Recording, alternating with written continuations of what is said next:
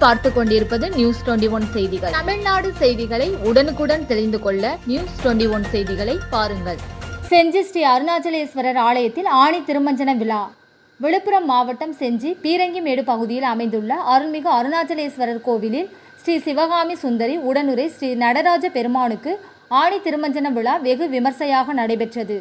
இதில் சிவகாமி சுந்தரி மற்றும் நடராஜ பெருமாளுக்கு பால், தயிர், தேன், பன்னீர், விபூதி, சந்தனம், குங்குமம், மஞ்சள் போன்ற பொருட்களை கொண்டு அபிஷேகம் செய்து தீபாராதனை காண்பிக்கப்பட்டது. தொடர்ந்து மூலவர் அபித குஜலாம்பாள் அருணாச்சலேஸ்வரருக்கு சிறப்பு அபிஷேகம் ஆராதனை காண்பிக்கப்பட்டது. தொடர்ந்து பல மலர்களால் அலங்கரிக்கப்பட்ட சிவகாமி சுந்தரி, நடராஜ பெருமான், மாணிக்க வாசகர் உடன் வீதி உலா வந்து பக்தர்களுக்கு காட்சி தந்தார்.